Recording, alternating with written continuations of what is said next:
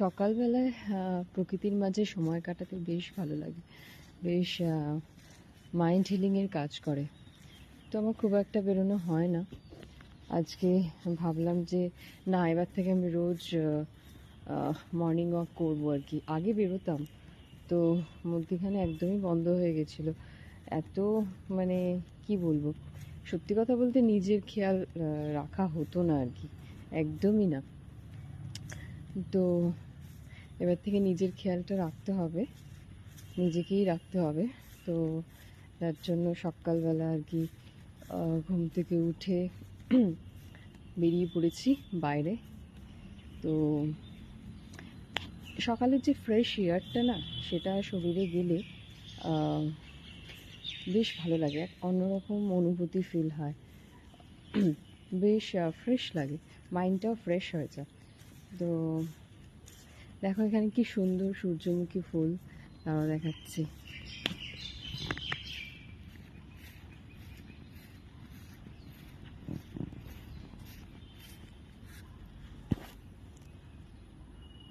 কি সুন্দর সূর্যমুখী ফুল হয়ে আছে চারিদিকে।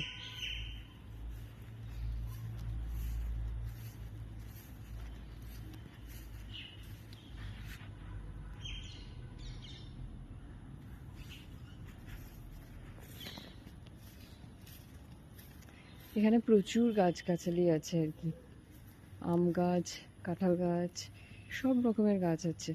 এতে এগ্রিকালচারাল গ্রাউন্ড, তো প্রচুর গাছ আর কি রয়েছে। তাও আমফানে অনেক গাছ পড়ে গেছে আর কি, তো বেশ ভালো লাগে।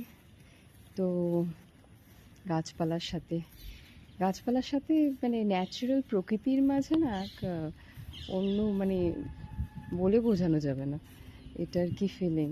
আমি ভীষণ পছন্দ করি চারিদিকে গাছপালা, ভীষণ ভালো লাগে। তো এখানে একটা শিউলি গাছ রয়েছে, দেখাই। এখন গাছে একটাও ফুল নেই। এখানে বাতাবি লেবু গাছ, বাতাবি লেবু গাছে কত বাতাবি লেবু হয়ে যাচ্ছে। আমি এখন খালি পায়ে ঘাসে আর হাঁটছি আর কি, বেশ ভালো লাগছে। ঘাসের ওপর খালি পায়ে হাঁটলে না শরীরের সুগার লেভেলটা কিন্তু কন্ট্রোলে থাকে। যদিও আমার সুগার নেই, আমি এমনি হাঁটছি, ভালো লাগছে তাই।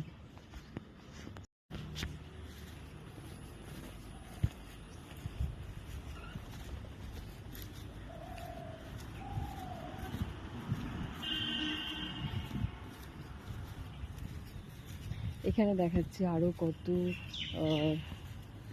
সূর্যমুখী ফুল হয়ে রয়েছে, এই দেখো।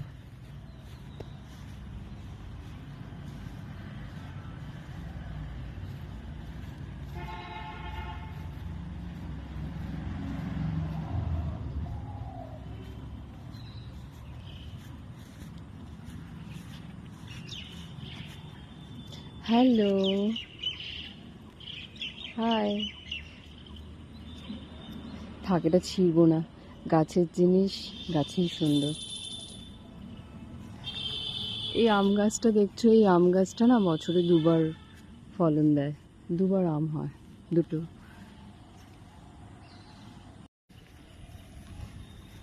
একা একা হাঁটতে বোর লাগে, তাই ভিডিও করছি, কথাও বলা হচ্ছে, তোমাদের সাথে ইন্টারাক্ট করা হচ্ছে, আর আমি সকালটা একটু প্রকৃতির সাথে সময়ও কাটাচ্ছি। একা একা কীরকম মানে বোর লাগে, ভালো লাগে না। ওদিকে অভিষেক, ঈশান সব ঘুমাচ্ছে, আর এখন আমি যাব, ব্রেকফাস্ট করব আর বানাবো আর কি। তারপর ঈশানকে তুলবো, খাওয়াবো, তারপর বাজারে যাব। আজকে বাজারে যেতে হবে, সমস্ত কিছু ফুরিয়ে গেছে। কদিন না আমি নিজের বডিটাকে রেস্ট দিচ্ছিলাম, আমার শরীরটা দিচ্ছিলও না, তাই একটু ভাবলাম রেস্ট কি, বেশি কাজকর্ম করিনি আর কি। আমার পিসি এসেছে এখন, একটুখানি এই জন্য একটু রেস্ট হচ্ছে আর কি। তো আমার ওয়েটটা এতটাই লস হয়ে গেছে যে এই ওয়েটে আর বেশি পরিশ্রম আমি নিতে পারছিলাম না। তো আমার শরীরের আর কি রেস্টের প্রয়োজন ভীষণভাবে।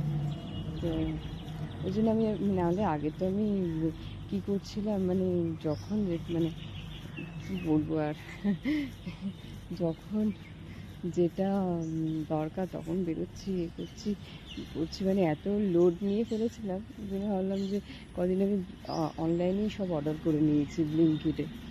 আর তোমার ফ্রিজে রাখা খাবার আমি খুব একটা খাওয়াই না, খুব একটা কেন খাওয়াই না। এবার মাছটা যেমন কি আগে এরকম করছিলাম, রোজ মাছ আনতে যাচ্ছিলাম, অল্প অল্প করে আনছিলাম, রোজ যাচ্ছিলাম ফ্রেশ বাচ্চাকে খাওয়াবো বলে।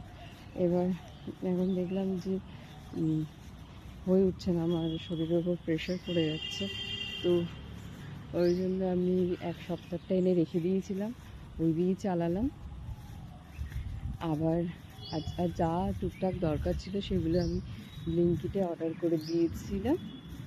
এবার মানে আর কি ওই আর কি বেশি প্রেশার নেইনি, একটু রেস্ট নিচ্ছিলাম।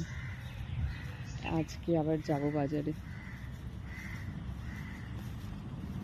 চলো টাটা।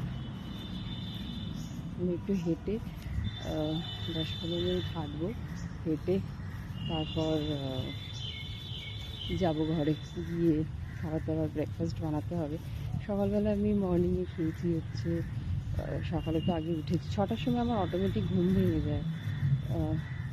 এক গ্লাস জল মানে জল খেয়েছি ফার্স্টে, মর্নিংয়ে আমি জল খাই। তারপর একটু জিরে ভিজিয়ে রেখেছিলাম আগের দিন রাতে, সেটা আর কি ফুটিয়ে জলটা খেয়েছি।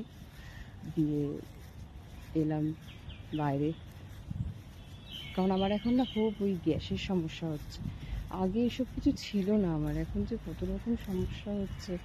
মানে আগে কোনো সব গ্যাস ট্যাসের সমস্যা এত কিছু ছিল টুকটাক ছিল, মানে এখন আমার হতো আবার কমে যেত। এখন আমার রেগুলার বেসিসে এরকম গ্যাসের সমস্যা হচ্ছে, মানে খাবার হজমের সমস্যা হচ্ছে প্রচণ্ড পরিমাণে। তো যাই হোক, দেখা যাক ভগবান কোন দিকে গাড়ি ঠেলে নিয়ে যায়। চলো টাটা।